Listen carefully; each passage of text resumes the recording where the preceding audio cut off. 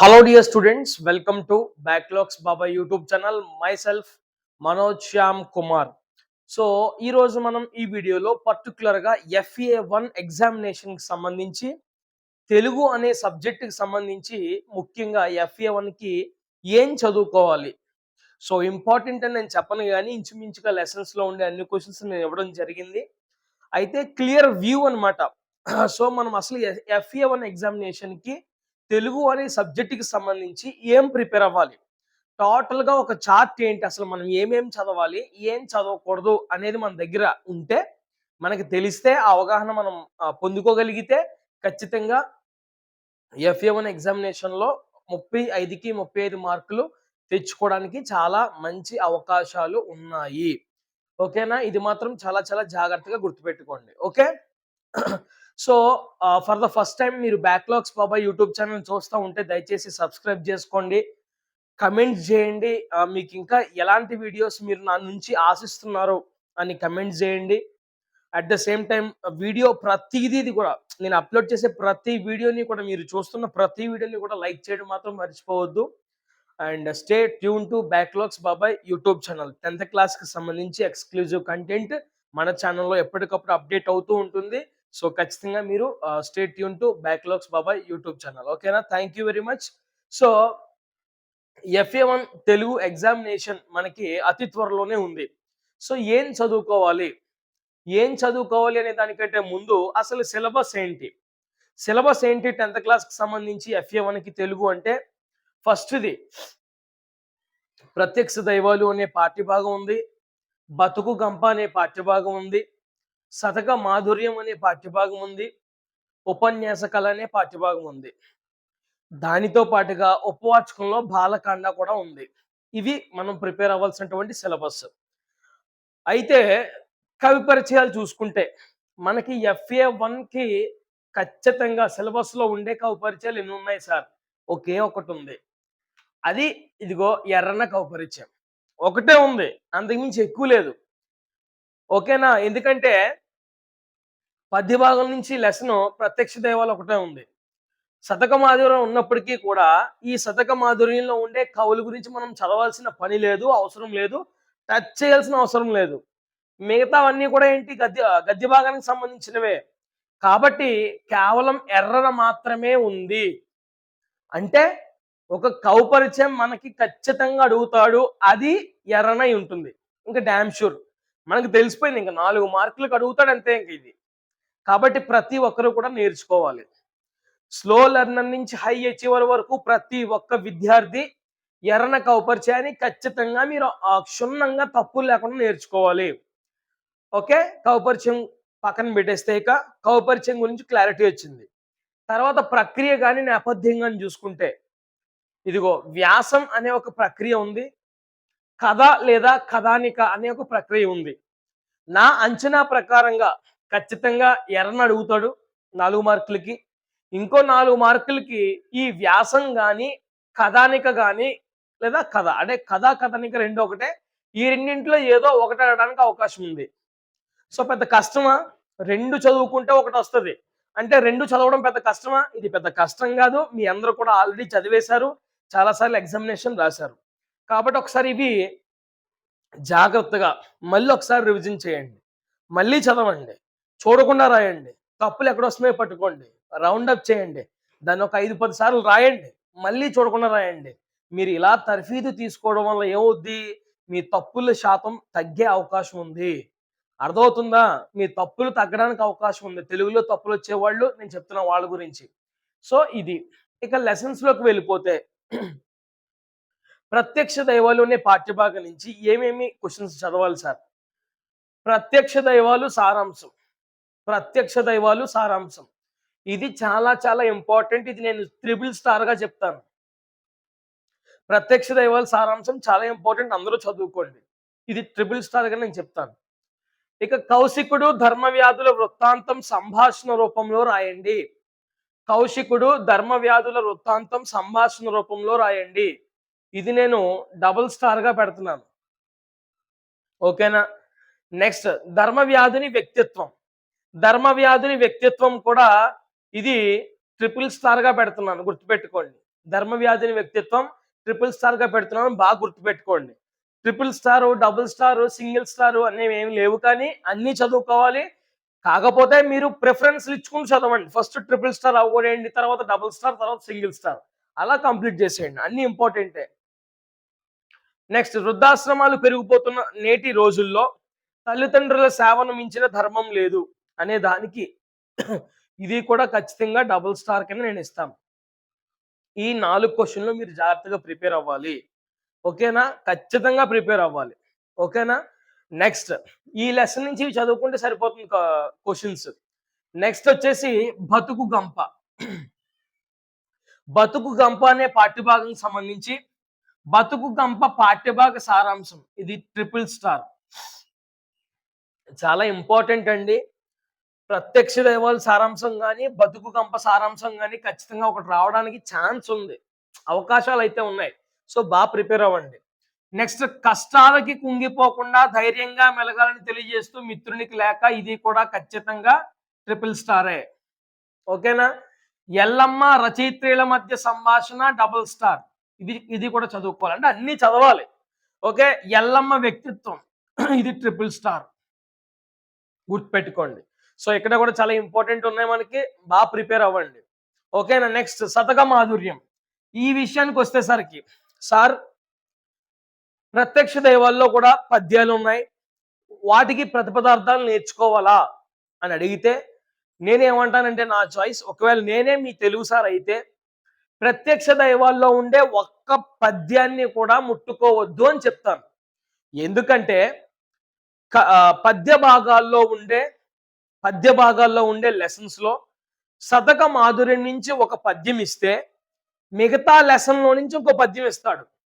మిగతా అన్ని లెసన్లు చదువుకునే కంటే ఒక్క శతక మాధుర్యంలో ఉండే పువ్వు గుర్తు పద్యాలు చదువుకుంటే సరిపోద్ది కదా. నేనే ఒక తెలుగు టీచర్ని అయితే కనుక నేను ఏమంటానంటే, నాన్న, ప్రత్యక్ష దైవాల్లో ఉండే పోయమ్స్ అస్సలు ముట్టుకోవద్దు, అస్సలు చూడొద్దు వాటి వైపు. మీరు శతక మాధుర్యం అనే పాఠ్యభాగానికి రండి. ఇందులో పలుచని నీచ మానవుడు అనే ఒక పద్యం ఉంది, లేవో గానాల గంధ మూల అనే ఒక పద్యం ఉంది, నీతి ప్రౌఢ విహారులైన అనే ఇంకొక పద్యం ఉంది, తెలివి యొకింత లేని ఎడ అనే పద్యం ఉంది, ధరలో నెంతటి దుర్జనుండయిన అనే పద్యాలు ఉన్నాయి. మొత్తం ఎన్ని ఉన్నాయండి? 5 ఉన్నాయి. ఈ 5 పద్యాలకి నువ్వు ప్రతిపదార్థము నేర్చుకుంటే FA1కి సరిపోద్ది, SA1కి సరిపోద్ది, గ్రాండ్ టెస్ట్ కి సరిపోద్ది, ప్రీ ఫైనల్ కి సరిపోద్ది, పబ్లిక్ కి కూడా సరిపోతుంది. ఇది గుర్తుపెట్టుకోండి. అనవసరంగా మొదటి పాఠంలో ఉండే ప్రతిపదార్థాలు పద్యాలు చదువుకుని మీ సమయాన్ని వృధా చేసుకోవద్దు. సో శతక మాధుర్యంలో ఉండే పువ్వు గుర్తు కలిగిన ఈ 5 పద్యాలు నేర్చుకోవాల్సిన అవసరం అయితే లేదు. పద్యాలు వాడే ఇస్తాడు, దానికి ప్రతిపదార్థం నేర్చుకోవాలి బాగా. అండ్ ప్రతిపదార్థం నేర్చుకుంటే ఈ ఆన్సర్లన్నీ కలిపితే భావం వచ్చేస్తుంది, భావం కూడా రాయండి. అర్థమైంది? అర్థం కాలేదా? సో వీటికి సంబంధించి ప్రతిపదార్థాలు మీ దగ్గర ఉన్నట్లయితే వెల్ అండ్ గుడ్, లేకపోతే కమెంట్ చేయండి, నేను మీకు ప్రొవైడ్ చేస్తాను PDF. ఓకేనా? సో ఇది మొత్తం మనకి ప్రతిపదార్థాలు, ఇవి చదువుకుంటే చాలండి. ఈ 5 చదువుకుంటే పబ్లిక్ వరకు సరిపోతుంది. మళ్ళీ ఏ లెసన్ ప్రతిపదార్థాలు పద్యాలు మీరు ముట్టుకోవాల్సిన అవసరము లేనే లేదు. అయితే ఈ 5 మనకి ఒకటి రావడానికి అవకాశం ఉంది FA1కి. అండ్ ఈ ప్రత్యక్ష దైవాల్లో నుంచి ఒక పద్యం రావడానికి అవకాశం ఉంది. చాయిస్ ఇస్తాడు మనకి. మనం ఈ 5 చదువుకున్నాం కాబట్టి అందులో ఒకటి రాసేస్తాం. ఇది ఎందుకు మనకి, వదిలేయండి. అర్థమైందా? సో బాగా ప్రిపేర్ అవ్వండి. అండ్ శతక మాధుర్యం నుంచి మనకి క్వశ్చన్స్ కూడా ఉన్నాయి. వ్యక్తుల నిత్య జీవితంలో నైతిక విలువలు అవసరం, ఇది ఖచ్చితంగా చదవాలి. విద్యావంతులు ఎలాంటి గుణాలు కలిగి ఉంటారు, ఇది కూడా చదవాలి. శతక మాధుర్యం పాఠం ఆధారంగా 10 నీతి వాక్యాలు, ఇది ట్రిపుల్ స్టార్. మీ పాఠశాలలో నిర్వహించే పద్యాల పోటీలో విద్యార్థులందరూ పాల్గొనాలని కోరుతూ ఒక ప్రకటన రాయండి, ఇది సింగిల్ స్టార్. శతక మాధుర్యం పాఠంలో మీకు నచ్చిన ఏదైనా పద్య భావానికి తగిన నీతి కథ కానీ, గేయం కానీ, కవిత కానీ రాయండి, ఇది కూడా సింగిల్ స్టార్. ఓకేనా? సో వ్యక్తుల జీవితంలో నైతిక విలువలు అవసరం అనేవి రెండు కూడా డబుల్ స్టార్ కింద తీసుకోవచ్చు. ఓకేనా?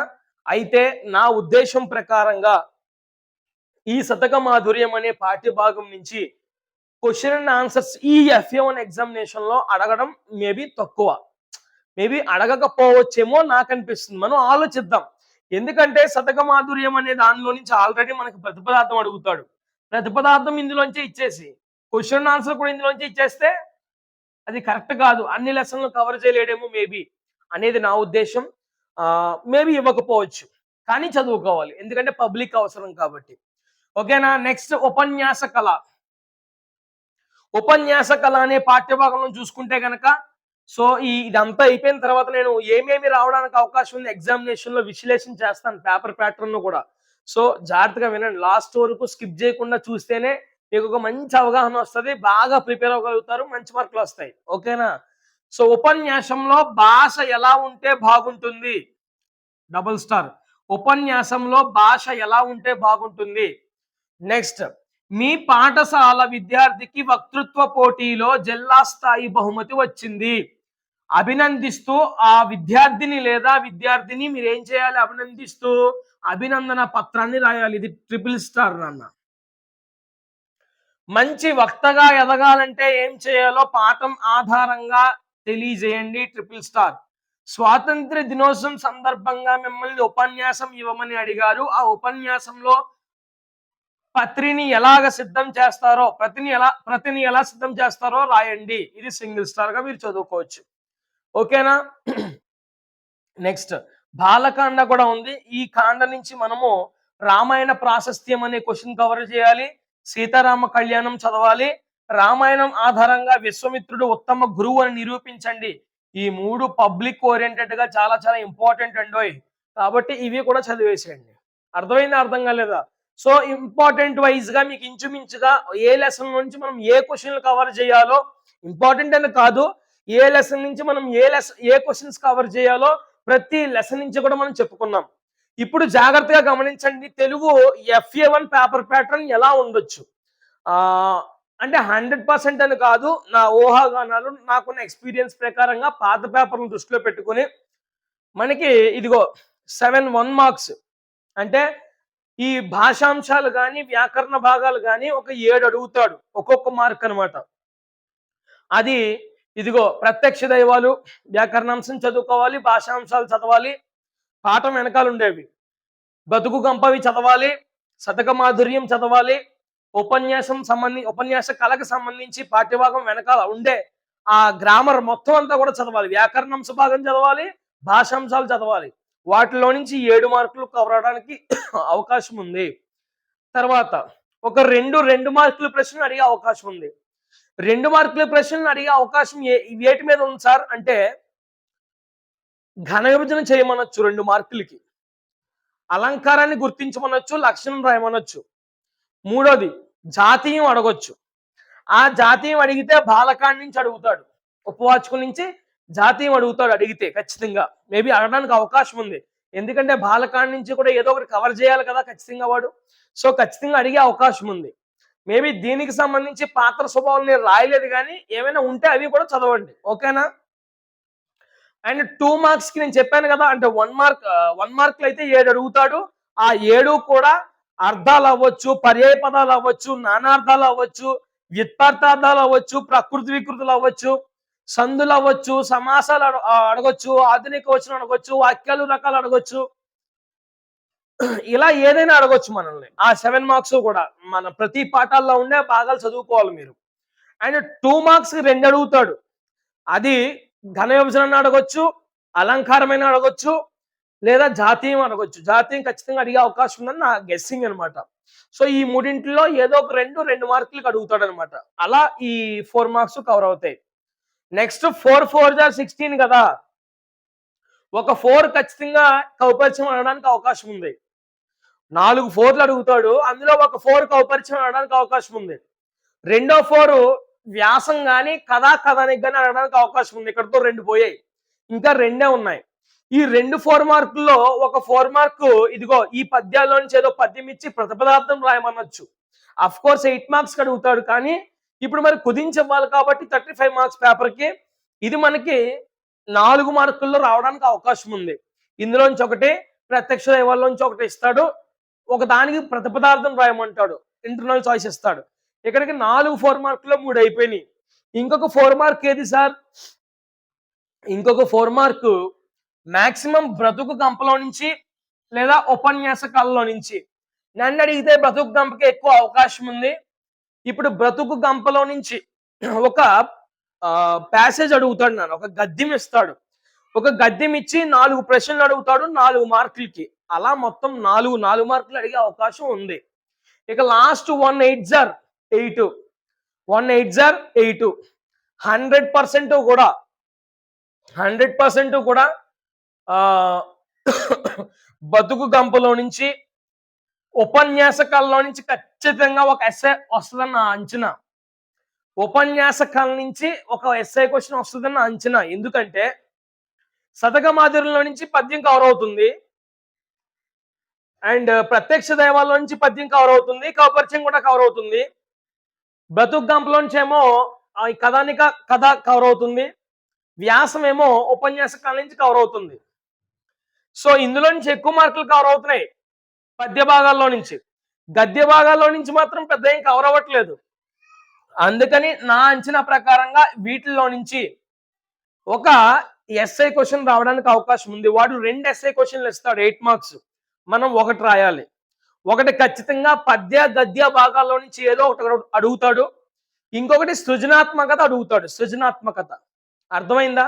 సృజనాత్మకత అంటే ఇదిగోండి, మంచి మీ పాఠశాలలో విద్యార్థికి వక్తృత్వ పోటీల్లో జిల్లా స్థాయి బహుమతి వచ్చింది, అభినందిస్తూ అభినందన పత్రం ఒకటి, అండ్ ఇదిగో ప్రకటన ఒకటి, ఇదొకటి, 10 నీతి వాక్యాలు ఒకటి, ఇదిగో మిత్రునికి లేఖ ఒకటి, సంభాషణ ఒకటి, ఇలాగా వీటిలో నుంచి ఇక్కడ కూడా సంభాషణ ఉంది.